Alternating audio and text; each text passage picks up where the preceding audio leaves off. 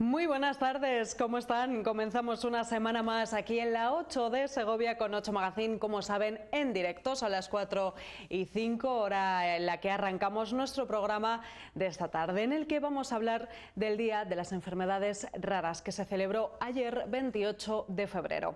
Además, charlaremos con los dos arquitectos promotores de la iniciativa SOS Pagola sobre la protección de edificios históricos, firmados por este arquitecto, Manuel Pagola. También tendremos con nosotros al economista José Carlos Díez, que mañana a las 5:30 de la tarde inaugurará de forma telemática el Congreso de Empresa más Finanzas de la Fundación Caja Rural. Tenemos todo esto y mucho más para nuestro programa de esta tarde, pero antes lo más destacado de la actualidad de este lunes.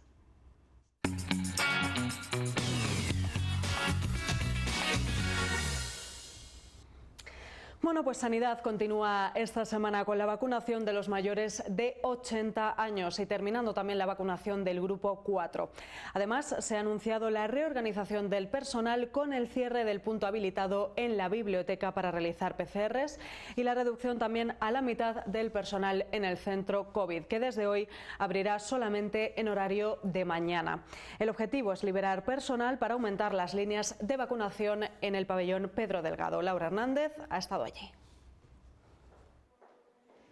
La idea de Sanidad es duplicar las líneas de vacunación aquí en el pabellón Pedro Delgado. Actualmente hay 5 y se pretende pasar a 10. Eso sí, se hará de manera progresiva en función de las dosis que se reciban semanalmente. Por eso no hay fecha para la entrada en funcionamiento de estas 10 líneas. Aquí cada día se vacuna a 800 personas, alrededor de 800 personas de Segovia capital, del área de salud Segovia rural y también procedentes de la zona básica de salud de La Granja.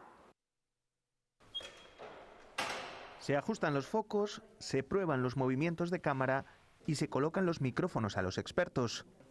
Es el trasiego habitual de un rodaje que estos meses se desarrolla en los lugares que fueron clave en la Guerra de las Comunidades.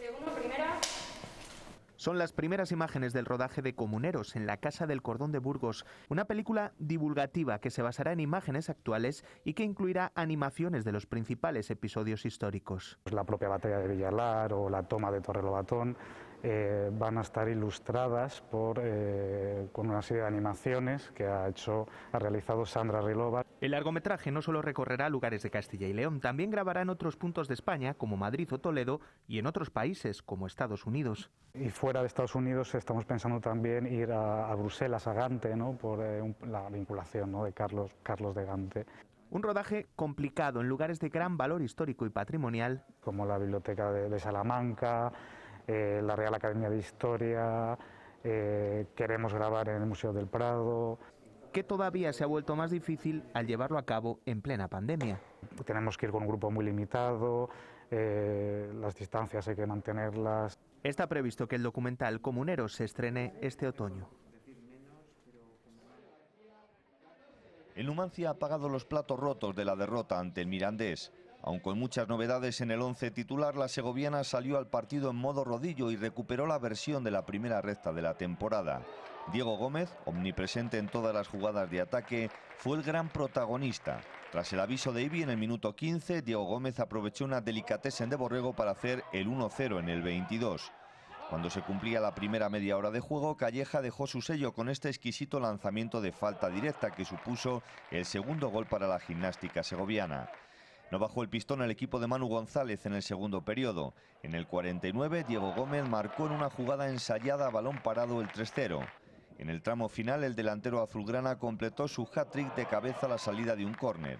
Instantes después fue despedido con una gran ovación por los aficionados gimnásticos. En el 79, en el único disparo entre los tres palos, Dani Fernández marcaba el 4-1. Quizás hemos pagado un poco los platos rotos de esos dos pinchazos con los que venía la gimnástica segoviana. Pero bueno, yo creo que el planteamiento y un poco el juego, sobre todo al principio, pues no estaba siendo del todo malo. Creo que además hemos empezado bastante bien el partido, pero al final pues la gimnástica segoviana va como va por algo, por la calidad de sus jugadores, la pegada. La segoviana volvió a exhibir el gran potencial de su plantilla. Ya nos gustaría llegar siempre, ¿no?, al minuto 70 con el partido resuelto. No siempre se puede, pero siempre que podamos vamos a ser ambiciosos y me gusta eso, ¿no?, que el equipo, a pesar del 1-0, del 2-0, sigue buscando el siguiente gol, no especula con el resultado. El conjunto gimnástico le saca ya 21 puntos al segundo clasificado.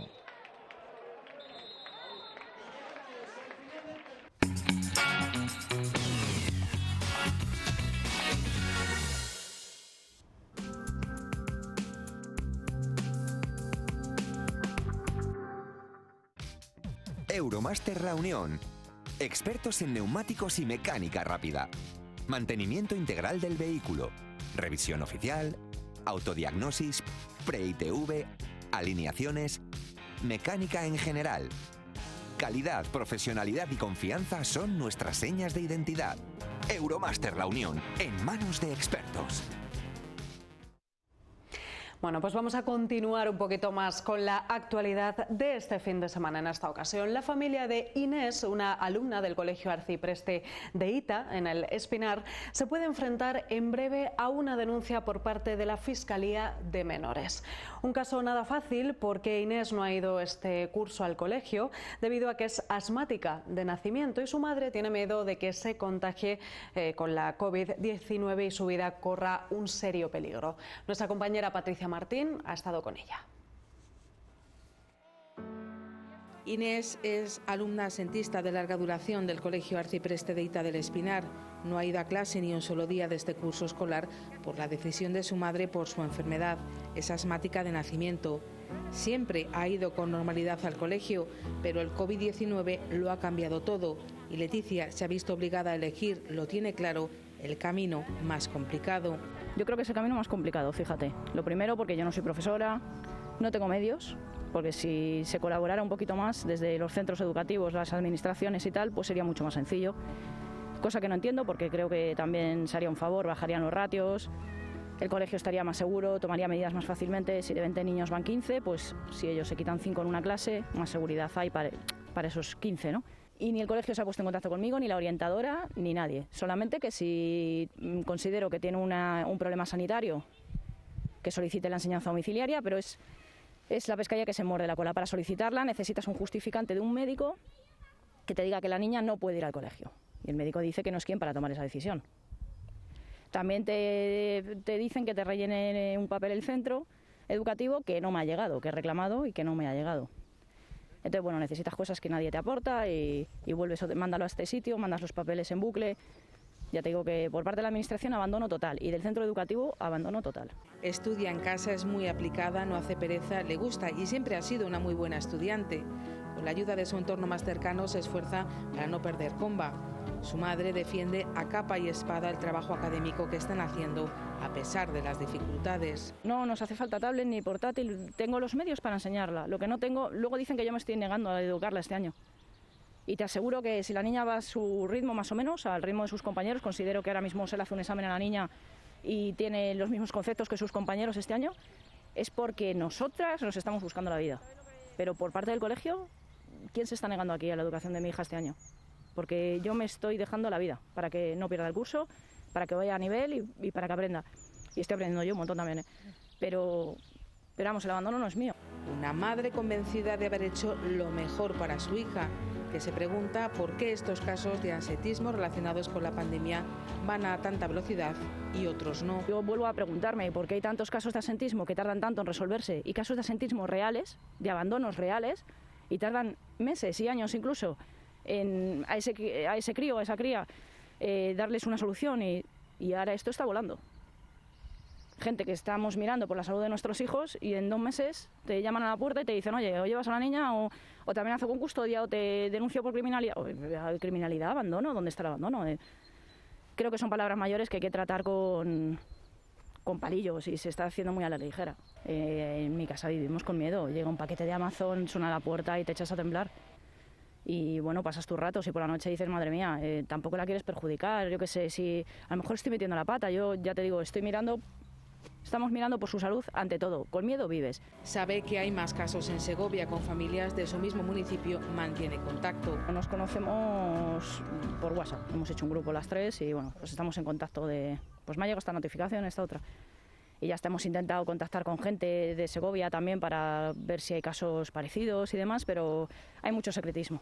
En conserjerías, en direcciones, en todas las administraciones hay un secretismo total, igual que las cifras de los colegios. Tú sola contra un sistema entero no puedes luchar, aún así con asesoría legal lo tienes difícil, pero es luchar contra el sistema. Por desgracia ya te digo que no sé dónde vienen las órdenes ni dónde está la cosa, pero ni conserjería ni direcciones provinciales, o sea, es presencial y ahí hay una nube de que es presencial y no nos apeamos de ahí. Leticia sabe que hay otros caminos que se abren gracias a los protocolos COVID en los centros educativos. En Francia voluntarios los colegios, en Italia voluntarios los colegios, en Portugal se puso la cosa fea y con la mitad de incidencia que aquí, colegios online. Aquí no se han puesto online en ningún momento. Porque es empeño presencial, por lo voluntario, no estamos haciendo ningún delito. En marzo nos pilló por sorpresa de un día a otro, todo el mundo quejándose, no había medios, no había plataformas, no había alternativa para educar a los niños, nos buscamos la vida a los padres. Y éramos súper válidos y se les evaluó ese trimestre. Ahora que tienen un protocolo para los niños que tienen la enfermedad o para los niños que han estado con contactos estrechos, para niños que están en su casa en cuarentena, el colegio tiene un protocolo desde el principio de curso para esos niños facilitarles los deberes, para darles clases online. ¿Por qué no lo estamos utilizando en casos como mi elección? ¿Por qué? Porque no se quiere, no porque no se pueda. Ahora estamos preparados y no lo están haciendo. La madre de Inés lo tiene claro. Ella no ha cometido ningún delito. Cada familia tiene su historia y hay que escuchar a todo el mundo y tener en cuenta y no cerrarse en un sistema que bajo unas circunstancias normales es lo que es y es una obligatoriedad que cumplimos todos, creo, pero ante una normalidad. Entonces creo que el miedo es libre, que cada situación es libre y que todos protegemos a los nuestros de la manera que mejor creemos y que eso no es un delito ni aquí ni en Pekín. Que no se castigue ante una pandemia mundial desconocida, que no sabemos ni los síntomas que va a tener. Sí que sabemos además que afecta al sistema respiratorio. Mi hija es asmática de nacimiento. No podéis decir que yo cometo un delito por anteponer la salud de mi hija ante la educación. Creo que eso, cuando está la salud y la educación, yo sé que tiene tiempo de aprender, de educarse y jamás hace falta el colegio. Tengo un expediente académico que se ve que ni la familia la hemos abandonado, que nos ocupamos de ella, además siempre en la nota nos dan la enhorabuena, se nota el trabajo que hacéis con ella en casa. Pues un caso desde luego complicado. Nos vamos a otro también difícil y sobre todo muy duro. Ahora van a ver. Cada 28 de febrero se celebra el Día Mundial de las Enfermedades Raras. En Cuéllar quieren concienciar desde las edades más tempranas y por eso han repartido chapas con las que recaudar fondos para una patología ultra rara que sufre María. Se trata de una niña cuellarana con GENAO 1, una enfermedad que solo sufren 14 personas en España y tan solo 150 en todo el mundo. Yo soy María, una vecina de Cuéllar, y soy la mamá de María, que tiene 7 años. María nació aparentemente normal y a los 6 meses es cuando nos dimos cuenta que algo estaba mal, porque empezó a llorar y empezó a tener hipotonía de su cuerpo. Ella se sujetaba y dejó de sujetarse. Y después de muchas pruebas, muchos pasos por los hospitales, ingresos, pruebas, pues en 2017, cuando ya tenía 4 años, la diagnosticaron de la mutación GENAO 1. Esta mutación pues conlleva, a María la lleva como síntoma principal el trastorno de movimiento. Tiene movimientos involuntarios y no es capaz de coordinar los movimientos que quiere hacer.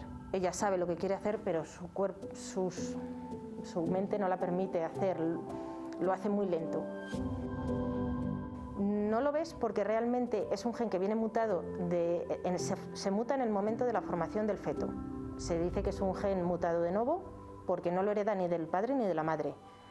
Y no lo vemos hasta los 6 meses porque se desarrolla cuando la niña tiene un proceso febril o está un poco mala. Y hasta en ese momento se da la cara la enfermedad, pero les ha pasado así a todos los niños. Aparentemente nacen normales y cuando tienen un poquito de fiebre, un pequeño catarro, empezamos a ver algo raro y ya no recuperan.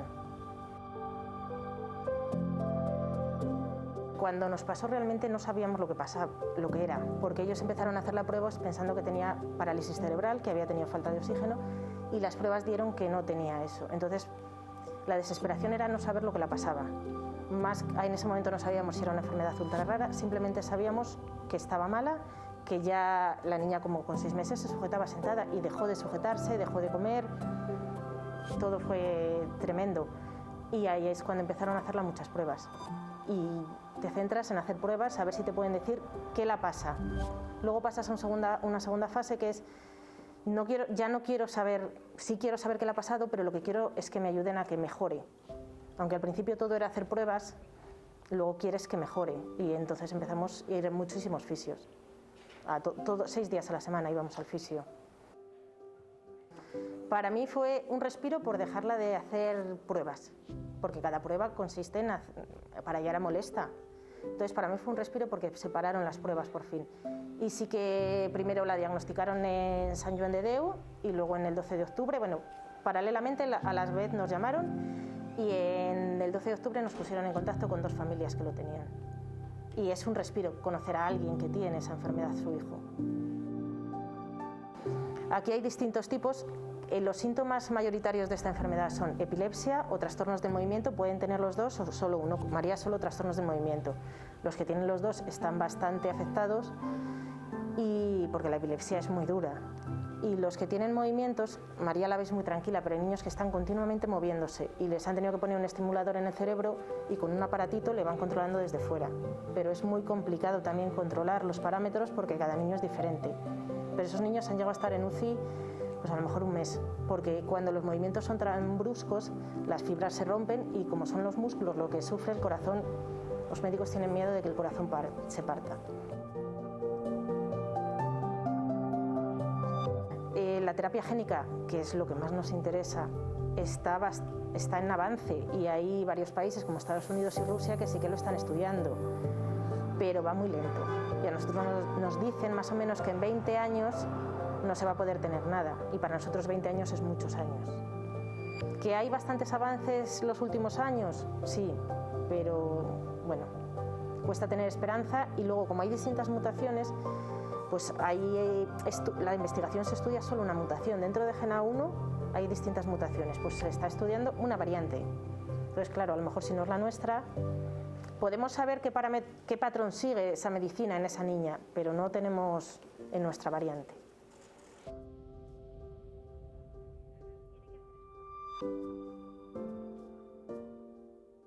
La niña más mayor que conocemos nosotros de la asociación tiene 17 años, vive en Miami.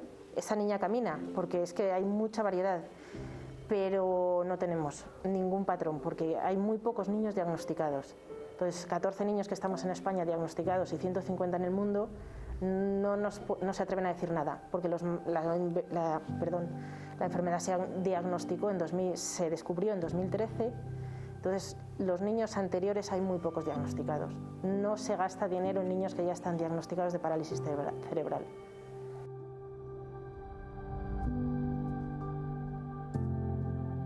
Yo creo que para ella ahora hemos conseguido un día a día bueno, como no toma ninguna medicación, no tiene dolor, que cuando empezó a estar mal sí tenía dolor porque lloraba mucho. Entonces, para ella el día a día se lo intentamos hacer lo mejor posible. Para los demás, pues nos hemos centrado, la familia, en que para ella sea un día a día agradable, pero hay que vestirla, hay que ducharla, hay que darla de comer, entonces conlleva mucho trabajo. Ella, por suerte, sí que demuestra su enfado o su alegría, entonces a veces si le toca esperar a comerla, pues, sí que lo demuestra.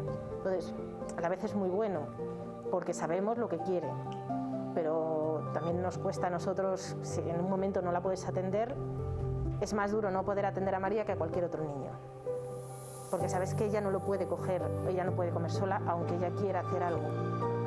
Y eso sí que conlleva un poco es duro.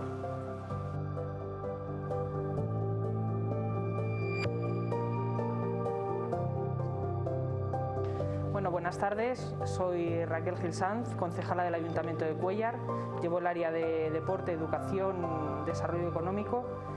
Y bueno, estamos aquí para hablar de las enfermedades raras y de lo que vamos a hacer en Cuéllar. Hemos pensado que las enfermedades raras siguen ahí, están ahí y tenemos que apoyarles. Entonces, bueno, pues estamos haciendo desde el Ayuntamiento una recaudación de fondos. Lo hemos llevado dentro de los centros educativos de Cuéllar, hemos metido a los colegios y a los institutos. Llevaremos un vídeo promocional que han hecho la mamá de María que se llama María, y su hijo Miguel, que, bueno, para que la gente conozca qué enfermedad padece María y qué necesidades tienen y qué necesitan para que podamos recaudar fondos para la investigación. Los colegios que colaboran son los 3 centros escolares de Cuéllar, el Colegio San Gil, el Colegio de la Villa, el Colegio de Santa Clara. También colabora con nosotros el Instituto Marqués de Lozoya y el Instituto Duque de Alburquerque.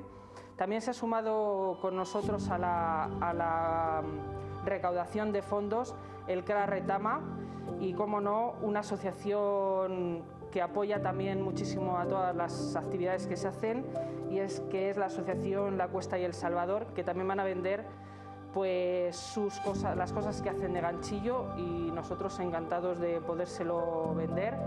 Y bueno, pues con cada donativo que haga la gente se le entregará una de las chapas como la que llevo yo, y da igual el donativo que sea, no hay un mínimo de donativo ni un máximo, o sea, y hay gente que si quiere donarlo por la cuenta bancaria de la asociación, pues nosotros encantados. También tendremos para donar en los espacios públicos del ayuntamiento, como es la Sala Alfonso de la Torre, la Sala de Tenerías y la Biblioteca Municipal Cronista Herrera. Siempre hemos apoyado este día, siempre se ha hecho algo dentro de los centros educativos. Desde el ayuntamiento, pues nosotros hablamos con María y estaban empezando la asociación, entonces bueno, hemos decidido que este año toda la recaudación sea para Genao 1, España, y bueno, pues apoyarles para que consigamos el máximo dinero para la investigación de esta enfermedad ultra rara. Nosotros creemos que todo el mundo tiene que saber que la vida no es color de rosa para todo el mundo, que hay niños que tienen necesidades, que hay enfermedades ultra raras, que en los 3 centros que tenemos e incluso en los institutos siempre hay alguien que tiene alguna necesidad y siempre hay alguien que necesita nuestra ayuda. Entonces nosotros desde el ayuntamiento creemos y apoyamos en que tenemos que ayudarles. Nosotros queremos dar visibilidad, en primer lugar, por si hay familias que se lo diagnostiquen, no se encuentren solas, porque realmente te encuentras muy solo cuando te diagnostican de una cosa tan rara. Pero también queremos recaudar fondos para poder investigar más. En España, los 2 hospitales de Barcelona, Sant Joan de Déu y Vall d'Hebron, sí que están realmente interesados también en abrir una línea de investigación, pero hay muy poco dinero. Y sí que nos van a empezar en Sant Joan de Déu, van a empezar un estudio con los niños real, y Vall d'Hebron también nos ha hecho por Zoom una conexión para ir estudiando a los niños. Pero claro, es una primera fase. Luego la fase real de prueba, pues no hay dinero. Entonces se quiere conseguir dinero porque al final las familias y la asociación es la que paga todo eso. De entidades públicas no hay dinero suficiente.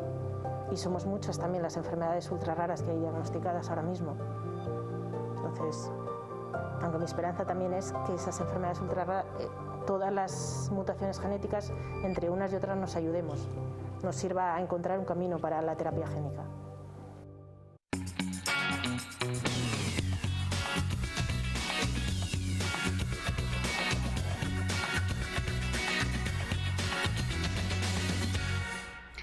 Pues son las 4:30 de la tarde, continuamos aquí en 8 Magazine en directo. Hablamos ahora del movimiento que han iniciado 2 arquitectos residentes en Segovia. Se trata de una recogida de firmas en la plataforma change.org. El objetivo es proteger uno de los edificios que el arquitecto Silvestre Manuel Pagola dejó aquí en la ciudad de Segovia. De momento llevan ya cerca de 200 firmas. Hola, soy Darío Núñez, arquitecto en SF23 Arquitectos. Soy Carlota González Pérez del estudio de arquitectura SF23 Arquitectos, que iniciamos hace un mes la iniciativa de SOS Pagola para dar visibilidad a los edificios de este arquitecto, a la arquitectura de este arquitecto. Y dentro de esta iniciativa está la intención de evitar la demolición de uno de sus edificios, que es este que tenemos aquí detrás. Este edificio es de, digamos, los últimos años de producción de este arquitecto. Él pasa por varios estilos. A nosotros no nos gusta mucho emplazar cada edificio dentro de un estilo concreto, pero este se emplaza en un estilo que se llama racionalismo, que en ese momento se estaba desarrollando en Europa. En España entra más tarde, pero no mucho más tarde que cuando este arquitecto lo empieza a emplear. Y es por este motivo, porque realmente hay, bueno, pues estamos hablando del año 41, es una época convulsa, luego hay dificultades para que estilos internacionales entren en España. Sin embargo, bueno, pues sí existe una muy pequeña producción de este tipo de arquitectura en Segovia a través de este arquitecto, y pensamos, claro, que la desaparición de un determinado tipo de arquitectura pues nos deja de prestar esa oportunidad de leer la historia de la ciudad a través de sus edificios, igual que lo leemos a través de otros edificios más o menos antiguos, pues también lo podemos leer a través de edificios contemporáneos, como es este caso. En el caso de desaparecer, pues digamos, bueno, pues ya tendríamos menos pistas de que se hubiera desarrollado ese tipo de arquitectura en ese momento en esta ciudad.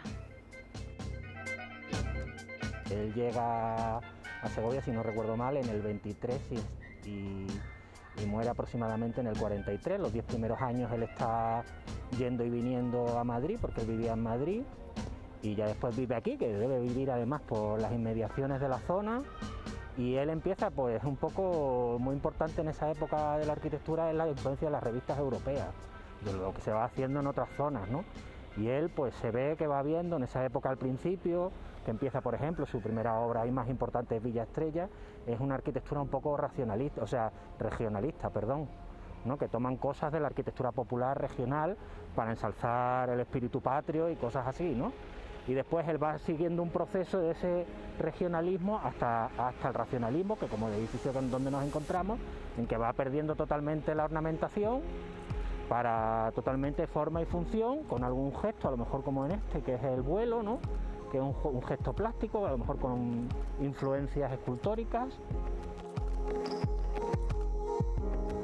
Nosotros nos enteramos de que existe la aprobación para la demolición del edificio, y entonces, bueno, pues en ese momento es cuando pensamos, jolín, es que lo que hay que hacer es ponerlo en valor para que se conozca tanto el arquitecto como este tipo de arquitectura. Y claro, lo que pasa es que esto es un debate como muy amplio, ¿no? Porque este edificio es real, que tiene todas las de la ley para que se demuela.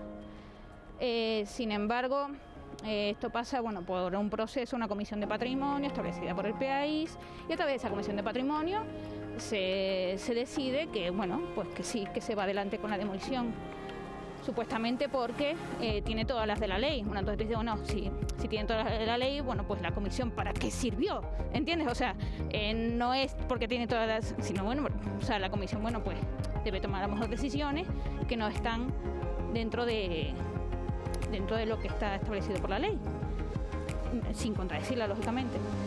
Entonces, lo que pasa es que, claro, para nosotros es un debate mucho más amplio, porque ya están implicados temas de sostenibilidad. ¿Por qué? Porque realmente es un edificio que está en pie. Nosotros abogamos por el empleo de técnicas de rehabilitación para evitar un proceso de demolición. No, hombre, o sea, es que es mucho más sostenible el mantener los edificios y conservarlos y rehabilitarlos que proceder a demoliciones. Aquí hay, además, ¿qué ocurre? Que urbanísticamente en este suelo se pueden construir más metros cuadrados de los que están construidos, de hecho. Entonces, una persona ha adquirido unos metros cuadrados y tiene derecho a esos metros cuadrados. O sea, nosotros somos conscientes de eso. O sea, que es un debate mucho más profundo, que hay detrás cosas que a nosotros se nos escapan. O sea, a nosotros esto nos sirve para visibilizar esto, para difundir y para sensibilizar acerca de el arquitecto, este edificio y en general, bueno, pues procurar la conservación en vez de la demolición de los residuos de construcción. Nada más se aprovecha del orden de un 15%, o sea, realmente no es sostenible. Y bueno, y además, bueno, también en paralelo hablamos acerca del contexto histórico en el que se encuentra. Existe la iglesia románica, los soportales mantenidos de cuando esto era el Arrabal Grande. existe la Casa Buitrago y de alguna manera este edificio convive de forma armónica y sigue contando la historia de la ciudad. O sea, habla que llegó ese momento en la historia y se construyó este tipo de arquitectura que no era tan normal. O sea, que en Segovia desde luego no era normal y en España tampoco lo fue tan normal por las situaciones, bueno, políticas, etcétera, que se estaban produciendo. Es verdad que es muy pequeño de tamaño. Y este arquitecto tampoco tiene una gran producción en número de este tipo de arquitectura, entonces por eso se nos escapa de los catálogos. O sea, yo tengo aquí un edificio pequeño, ¿por qué lo voy a catalogar? ¿Por qué lo voy a proteger, no? Pero bueno, después están, bueno, pues eso, sensibilizar, o sea, decir, no, mira, aquí está ocurriendo esto es un ejemplo concreto, podemos tener muchos más. Está en la mano de la Comisión de Patrimonio, es el que puede indultar al edificio, como en términos taurinos, ¿no? Y el colegio, por supuesto, está haciendo funciones que nosotros no podemos hacer, que somos dos personas anónimas, entre comillas, ¿no? Y nada, también nos apoya el COACILE, asociaciones de protección del patrimonio como ADIPA Castilla y León, y nada, y el público segoviano y no tan segoviano. Podría, o sea, dejar el edificio como está y rehabilitarlo por dentro, ¿no? Y que sea habilitable al 100%, se puede hacer una ampliación por remonte, hay distintas maneras de hacer, lo que hay es que tener voluntad de querer hacerlas, claro, por supuesto, porque hombre, a lo mejor vas a perder aprovechamientos en todas estas herramientas, pero claro, pierdes un edificio para la ciudad. Hombre, pues si se puede cambiar de idea, pues estupendo. Si no, cuando pase lo próximo, que ya la gente le suene el tema y dice, coño, pero van a tirar otro del pobre Pagola. Así lo tratamos a este señor que llegó aquí y hizo mucho por la modernidad en Segovia, por hacer una ciudad más habitable y más moderna. Efectivamente, que para los tiempos que corren, con todos los problemas que tenemos, que alguien se pare y lea nuestra propuesta y la firme, pues dice uno, se queda uno como satisfecho, ¿no? Y dice, bueno, estamos haciendo lo que estamos pidiendo. Que el pueblo de Segovia se dé cuenta de lo importante que ha sido para la ciudad el arquitecto silvestre Manuel Pagola.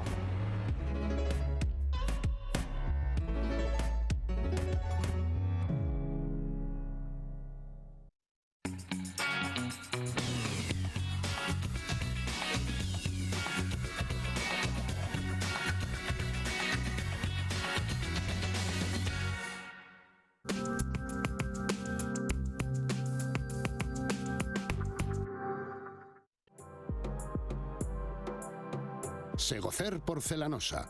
Azulejos, pavimentos, sanitarios, grifería, accesorios, mamparas y muebles de baño. No se equivoque, tenemos precios adaptados a cualquier presupuesto con la calidad que nos caracteriza. Pregunte sin compromiso, financiamos su proyecto. Le invitamos a visitar nuestra amplia exposición y a disfrutar ahora de nuestras promociones especiales en azulejos, pavimentos y muebles de baño en nuestra gran zona outlet. Le esperamos en San Rafael, El Espinar, carretera de Madrid-La Coruña, kilómetro 64, y en Segovia, en José Zorrilla 134. Segocer Porcelanosa. Hacemos sus sueños realidad. Bueno, pues 5 menos cuarto de la tarde, continuamos aquí en 8 Magazine en directo. Mañana se inicia una nueva edición del Congreso de Empresa más Finanzas de la Fundación Caja Rural. El encargado de abrir este ciclo mañana a las 5:30 de la tarde y de forma telemática será el economista José Carlos Díez. Antes ha querido estar con nosotros también vía telemática. José Carlos, buenas tardes. Buenas tardes. Un placer que esté con nosotros en este rato. Nada, gracias a vosotros, ¿no? A ver si ayudamos un poquito a Segovia a subir un poco la moral. Eso es algo que se necesita y mucho. José Carlos, mañana esa ponencia o ese encuentro versará sobre la recuperación económica de Segovia, retos y soluciones. Un título que ya pone de manifiesto varias cuestiones. Por un lado, por supuesto que estamos en mitad de una crisis derivada de la COVID-19. Sí, bueno, hay que empezar hablando por la pandemia, efectivamente, y un poquito de situación. Y luego me gustaría empezar a hablar pues un poco de visión global y qué está pasando en el mundo, qué está pasando con la revolución tecnológica, y de ahí ya pues yo creo que hay que bajar a Segovia y hay que intentar hacer los planes locales, o sea, con visión global, pero pero que evidentemente que con gente del territorio, con empresas del territorio, con gente que tiene iniciativas en Segovia, que se adapten a ese nuevo entorno, porque si vamos con proyectos desde Madrid o desde Bruselas, pues va a ser más complicado. Desde luego. José Carlos, hablábamos de ese título del encuentro que hace alusión a una crisis derivada, como decíamos, de la COVID-19. Decimos, o bueno, lo dijo más bien el presidente del Gobierno, Pedro Sánchez, cuando comenzó en los meses más duros de la pandemia, hace casi un año, que la crisis que se iba a derivar de esta crisis sanitaria iba a ser peor que la Gran Depresión o comparable también a los años de posguerra en España. Bueno, fue una crisis muy intensa el año pasado, en marzo y abril, con una caída de la actividad tremenda, y eso es lo que ha sido la mayor caída de PIB desde el año 1936. Desde el mes de junio del año pasado hemos visto una recuperación más o menos bastante intensa hasta el mes de octubre. Y luego desde el mes de octubre pues hemos visto que la economía se ha estancado otra vez, pues por todos los rebrotes, primero en España, luego en toda Europa, y hoy hemos visto algunos datos en China, que también está perdiendo algo de intensidad el comercio mundial y la economía mundial. Por lo tanto, es una crisis muy dura, pero también es una crisis que empieza a verse la solución, principalmente por las vacunas, y luego... Ahora la duda es cuánto tardamos primero en recibir la vacuna, porque si no es muy complicado ponerlas, y luego en hacer la logística para ponerla. Y ahí, a partir de ahí, en qué tipo de empresas y en qué tipo de inversiones vamos a plantear el futuro. Y ahí entran los fondos europeos, pero también entran empresarios y empresas de Segovia o de fuera que quieran venir a intentar reactivar el empleo y recomponer todo el daño que ha hecho la crisis, que es mucho. José Carlos, enseguida vamos a hablar de esas ayudas y de los fondos europeos que tan ansiados son o tan esperados, pero sí que me gustaría hacer un pequeño repaso a cómo ha ido, nos ha comentado el tema de las fluctuaciones, cómo ha ido fluctuando, cambiando la economía en este último año con respecto a cómo iba cambiando también la pandemia, ¿no? Me imagino que en el momento en el que comenzó la desescalada, la economía también cambió, en el momento en el que hemos recibido las vacunas también se ha notado en la economía. ¿Esto realmente ha sido así? Sí, yo creo que hay un periodo entre enero y marzo del año pasado que tanto en España como en el resto de Europa y Estados Unidos también se tardó mucho en actuar. Cuando se actuó en España, pues prácticamente todos los hospitales estaban colapsados, principalmente en Madrid, y el nivel de contagio ya era muy alto. Y eso forzó a un confinamiento extremo, también un poco por el desconocimiento y el miedo al virus y a la pandemia, y aquello provocó una depresión económica sin precedentes, una caída del PIB del 40%. Luego hemos tenido dos olas, una ola bastante intensa en octubre-noviembre y luego una ola muy intensa en diciembre y en enero y en febrero. Y esa ola de octubre y la de ahora de enero-febrero se han podido conseguir sin que el PIB y el empleo hayan caído, ¿no? Por lo tanto, yo creo que la sociedad ya se ha acostumbrado a esa pandemia, usamos mascarillas, los sanitarios están protegidos, los hospitales están preparados, tenemos respiradores para las UCI. Todo el drama y el desastre que fue en marzo del año pasado pues no se ha vuelto a repetir. Y en clave de gestión económica también. El tema es que estamos todavía pues un 10% del PIB o un 10% del empleo por debajo de febrero del año pasado, y eso es lo que hay que plantear ahora, cómo se recupera. Efectivamente. Son muchos los sectores, José Carlos, que están en la quiebra o prácticamente no hundidos. Estamos hablando del sector de la hostelería o la restauración, el turismo y, muy importante también, el sector de la cultura. Claves, además, para esta provincia, para Segovia. ¿Realmente la situación es tan grave? Bueno, en esos sectores que has dicho, sí. Son sectores que han tenido caídas de ventas de más del 50% en muchos casos, y eso es una situación muy complicada de gestionar. La parte positiva es que estamos viendo que en cuanto se libere la movilidad, pues las ganas que tenemos los de Madrid de ir a Segovia son muchas. O sea que yo creo que, a diferencia de la burbuja inmobiliaria que tardó muchos años en recuperarse, yo veo la recuperación en este caso más rápida, cuando se acabe el proceso de vacunación y se eliminen las restricciones. Por ejemplo, Israel, que es un país que ya ha llegado a un nivel de vacunación alto de la población, pues ya está dando un pasaporte sanitario y se está permitiendo la movilidad. Entonces, cuando en Europa, que ya se está negociando eso, se llegue, pues evidentemente Segovia se recuperará, y yo creo que con bastante rapidez. Vamos a ver, pero el futuro no lo conoce nadie, pero... Y luego está, pues evidentemente, toda la parte digital, que ya iba muy rápido y muy avanzada, y ahora estamos viendo que se ha acelerado con la pandemia.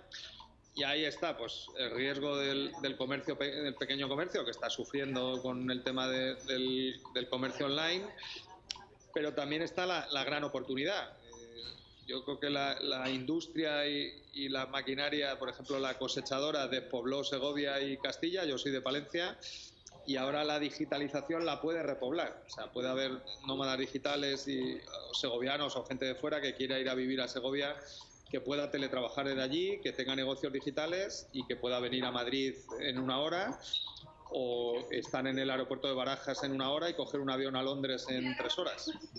Y eso te lo permite la digitalización. Entonces, sí, pero para conseguir eso hay que hacer un plan. Yo creo que esa es la clave que voy a contar mañana. Estoy colaborando con la Junta de Castilla y León, estamos colaborando ya con el Ayuntamiento de Cuéllar para intentar hacer algún proyecto de este tipo, toda la parte del sector agroalimentario, que tiene mucho potencial, con todo el tema ecológico, el tema de la digitalización bien usado les puede ayudar. Bueno, es un poco... voy a dar ideas, pero si no hay empresarios y personas en Segovia que quieran tirar de eso, pues... Difícil. Solo los gobiernos y los fondos europeos no lo van a hacer. Efectivamente. Esa iba a ser un poco mi siguiente pregunta, José Carlos. ¿Qué se puede sacar de esta crisis? Es decir, ¿qué podemos aprender? Yo creo que estamos en un momento también de aprendizaje y de reinventarnos, ¿no? Nos hemos reinventado, por ejemplo, pues el Congreso es un ejemplo, el Congreso de Empresa Más Finanzas, ¿no? Haciéndolo completamente de forma telemática, pero de una forma en la que se pueda mantener. Es decir, ¿qué se puede sacar de esta pandemia, de esta crisis, para reutilizarse y reinventarse de cara al futuro?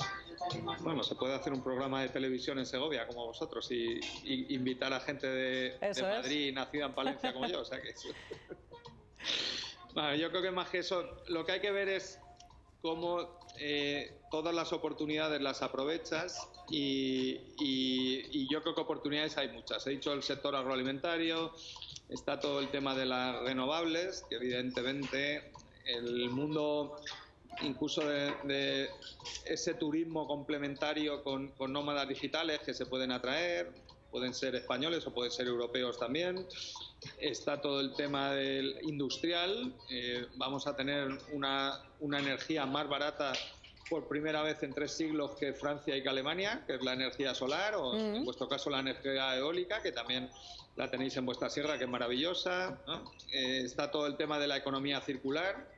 Por ejemplo, todo el mundo de la ganadería, que es muy abundante en Segovia, puede entrar en procesos de reutilización, por ejemplo, de los purines, y con esos procesos se pueden reutilizar creando empleo en los pueblos y en la zona ganadera. Bueno, no sé, yo tengo un montón. Estoy lanzando un fondo de capital riesgo ahora. Ajá.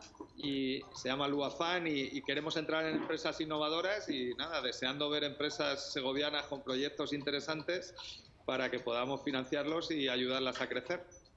Es decir, José Carlos, que en esta crisis las empresas, y vamos a tirar para la tierra, las empresas segovianas en esta ocasión tienen un papel fundamental para la recuperación de la provincia.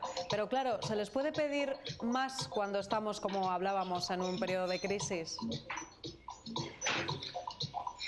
Bueno, se les puede pedir... No, se les tiene que pedir, porque es que si no van a morir, ¿no? Yo creo que el instinto de supervivencia de los empresarios es alto. Lo que estamos ahora es un debate del Gobierno central y también de las comunidades autónomas de que haya ayudas directas a empresas, y en esos sectores que tú has dicho, si no hay ayudas directas a empresas, pues es muy difícil sobrevivir. Si se te han caído las ventas un 50%, te han aliviado con el tema de los ERTES, pero tienes que pagar la cotización a la seguridad social, el alquiler del local, el seguro, la luz. Pues evidentemente que por lo menos que los impuestos se los condonen y no tengan que pagarlos. Yo creo que sería lo mínimo que deberían hacer los gobiernos. Hemos hablado también de esas ayudas, o hemos comentado el tema de los fondos europeos y de las ayudas directas que no paran de pedir, por ejemplo, en el caso de la restauración o de la hostelería, los hosteleros, ¿no?, los profesionales del sector, pero que no terminan de llegar. ¿Cuál puede ser el problema o qué se podría hacer en este sentido, José Carlos? Bueno, el problema es que hay un déficit público desproporcionado. El año pasado estuvo por encima del 10%, el mayor déficit público de la historia. Y evidentemente que la deuda pública también ha subido mucho hasta niveles del 120, o sea que el problema hay. Pero bueno, si eso va a ser transitorio, si las vacunas van a llegar y si en el verano podríamos ver una cierta recuperación, no del 100%, pero ya es razonable, pues evidentemente que tiene sentido hacer un esfuerzo adicional y que aunque el déficit público este año aumente un poquito más, que se concentre y se utilice muy bien el dinero, ¿no? Yo creo que hay que concentrar las empresas el dinero donde hace falta y no a cualquiera. Hacienda puede hacerlo porque tiene declaraciones de IVA, sabe lo que han caído las recaudaciones. Los propios trabajadores que están en ERTE deberían condonarse el pago de la empresa de la Seguridad Social, o sea que eso es una medida fácil de tomar. En el caso de los autónomos, evidentemente, que faciliten todo el tema de cese de actividad y no pagar la cuota autónoma. O sea, hay medidas que no van a eliminar la crisis y a resolver todos los problemas de las empresas, pero bueno, por lo menos que les ayuden a pasar este valle de la muerte y que sobrevivan. Si no consigues eso, pues tendrán que destruir todo el empleo. El gobierno tendrá que pagar el seguro de paro, tendrá que pagar la indemnización con el Fogasa y al final el coste va a ser mayor. La banca tendrá que asumir pérdidas, el ICO tendrá que asumir pérdidas. Yo creo que hay momentos que este tipo de ayudas pueden ser útiles. Y el tema de los ERTEs, José Carlos, porque claro, hablamos de que se pueden mantener durante unos meses, pero no para siempre. En este sentido, ¿cómo se está actuando desde vuestro punto de vista?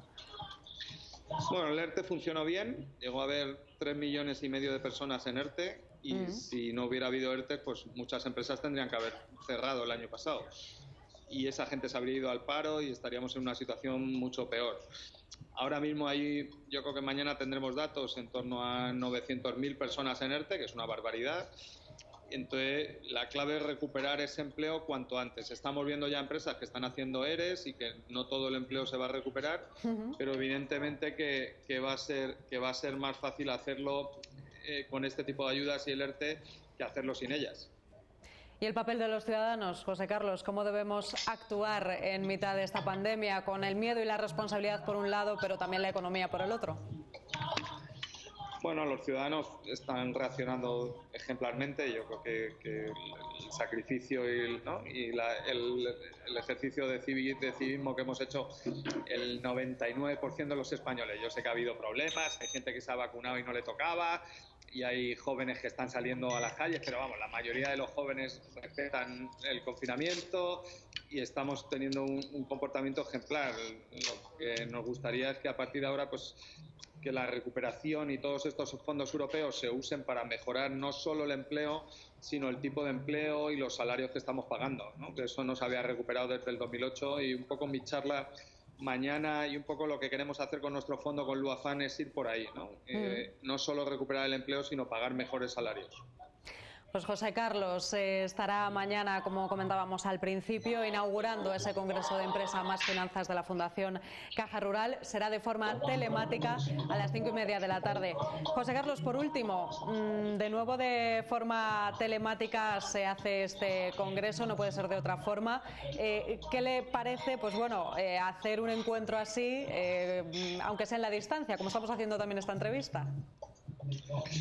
Bueno, cuando me lo plantearon iba a ser físico, pero las circunstancias han obligado a que sea virtual y bueno, yo llevo unos cuantos años de televisión y no me cuesta mucho, pero los que no lo llevan pues se tienen que acostumbrar. La vida es lo que tiene. Yo cuando empecé a hacer tele tampoco sabía hablar por televisión y he tenido que acostumbrarme.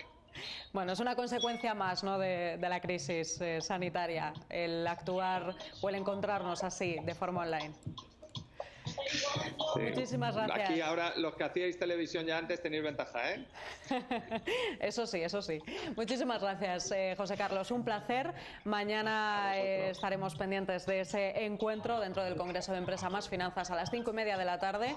Pueden consultar también ustedes desde casa los enlaces para conectarse a esa reunión, que será por Zoom, como decíamos, de forma telemática y que inaugurará ese evento. José Carlos, muchísimas gracias por estar con nosotros. Un placer. Un placer, gracias a vosotros. Gracias. Pues les recordamos que el Congreso de Empresa Más Finanzas de la Fundación Caja Rural comienza mañana a partir de las 5:30 de la tarde de forma telemática. Pueden consultar todos los detalles en la página web de la Fundación y nosotros así nos vamos. Se quedan ahora con nuestro compañero Miguel Ángel Fuentetaja y el repaso a la información deportiva de la jornada. Cuídense mucho y mañana les veo a las 4:05 de la tarde aquí en 8 Magazine en directo. Adiós.